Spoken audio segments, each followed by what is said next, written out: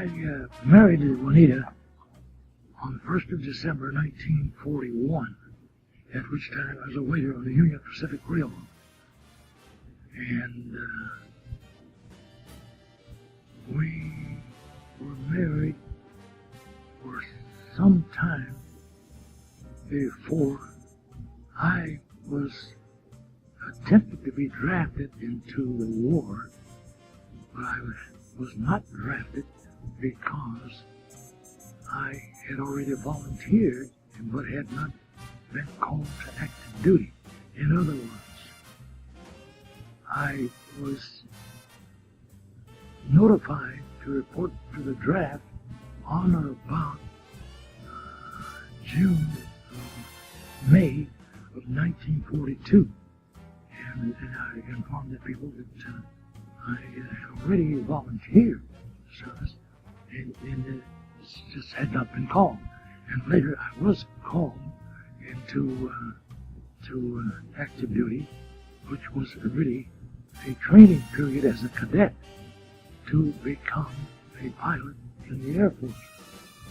And at that particular time in history, it was not called the Air Force, it was called the U.S. Army Air Corps.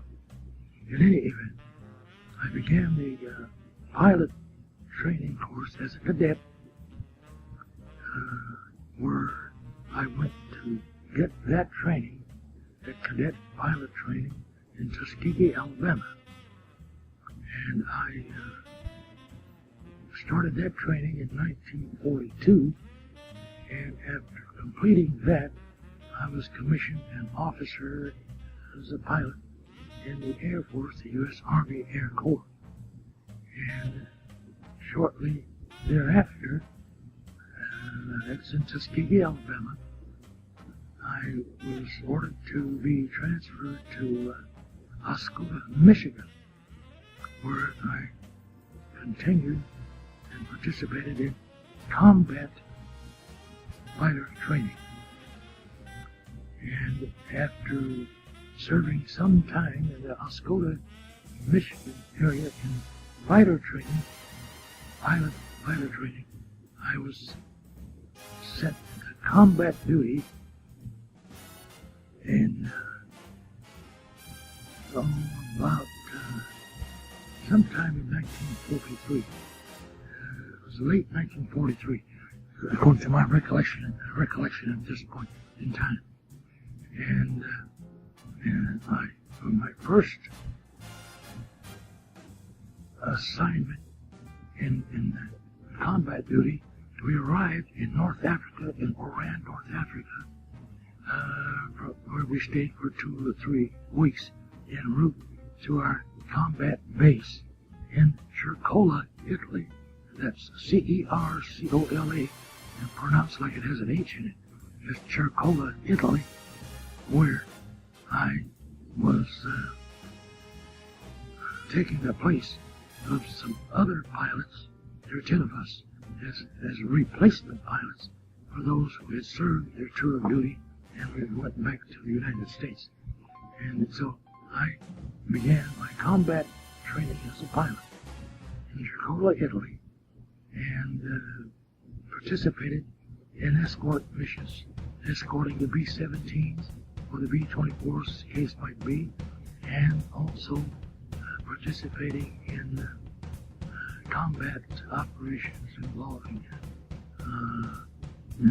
non-escort work, but dive bombing on military targets, either in southern France or northern Italy. And that continued for some time in those dive bombing operations in northern Italy and southern France included strafing operations, low-altitude strafing operations in conjunction with the dive bombing.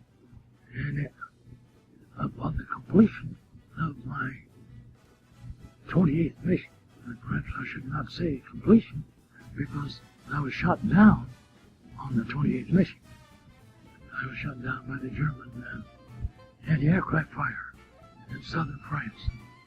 And at that point, having been shot down, I crashed in the plane in the Alps mountain in southern France. And shortly after crashing in the plane, there were about 6 German military personnel who approached my plane and on the ground in the Alps mountain. They approached me. It appeared to me to be either anti-aircraft or some kind of aircraft personnel by the nature of their military uniform. In any event, they told me when they got close enough to speak to me. I saw them 200 or 300 feet away, and later they were closer. And they told me that one of them spoke English. He said, for me, the war was over. And so, from that point on, I was taken to a German intelligence center. But before I got to the German intelligence center, I was forced to retreat with the German army who was retreating before the advancing American armies. And so that period of time was about 4 or 5 days before I reached a point where I was turned over to the German intelligence officers. And after spending some time with the German intelligence officers, during which the interrogation period lasted about 2 or 3 hours, I was sent to a military installation, a prison camp. This was not a permanent prison camp. This was an interim prison camp. And from there, I was transferred to a regular prison camp where there were 2,500 American pilots. I was the only black pilot at that installation, and that was in Saigon, Germany. I think that's spelled Saigon, Saigon, Germany. I was there as a prisoner of war until January the 28th, 1945. In other words, I was a prisoner of war altogether from May the 16th, 1944 to June the 9th, 1945.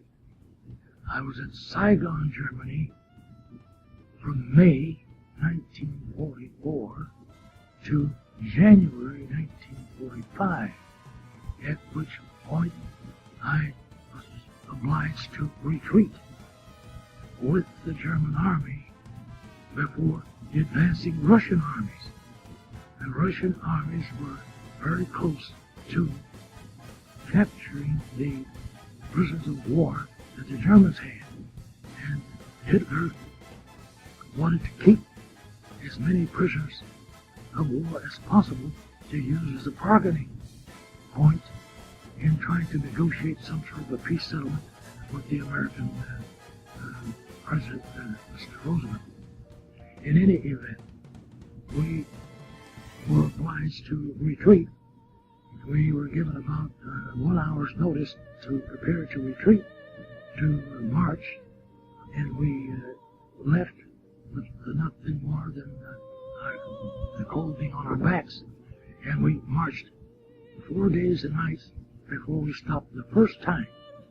And during the course of that 4-day march, we were given one slice of bread. This was a thick slice of bread, about an inch thick or so, each evening about 7 o'clock.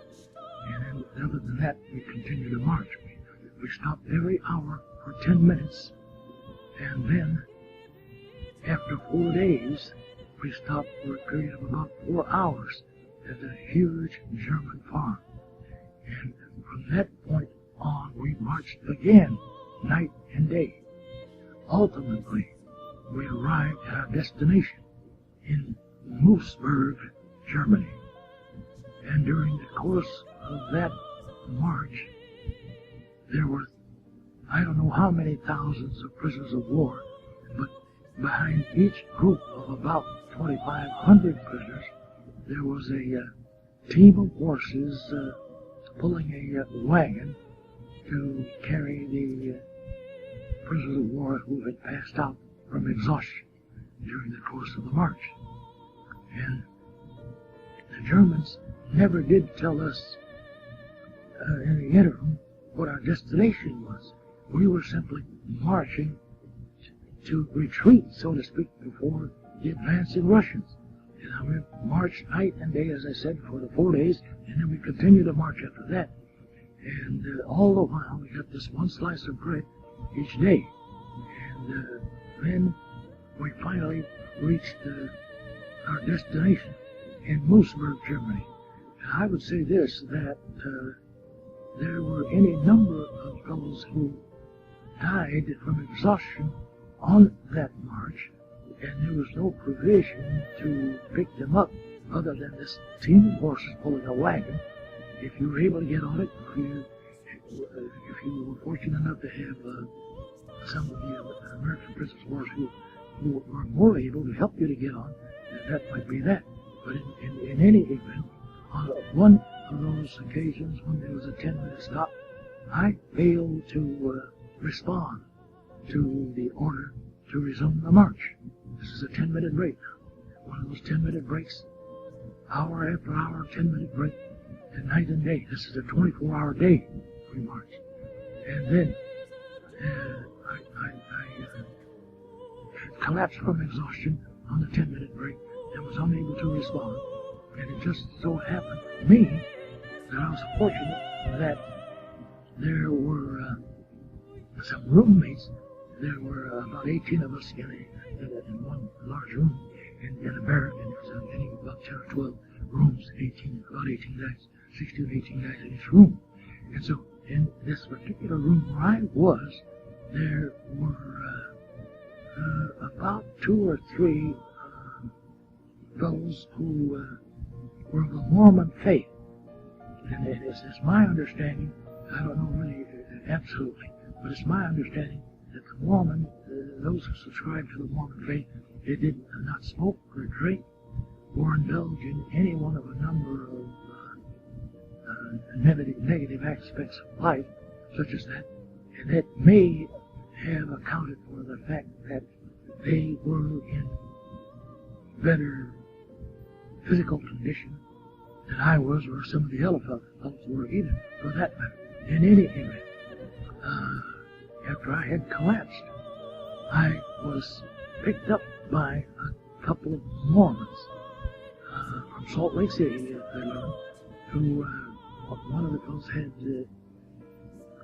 me on one side, the other on the other side, and so to speak, my arms were around them. They put my arm around them, and they were supporting me as I, in an unconscious or semi-conscious state, as the case may be, as we walked on.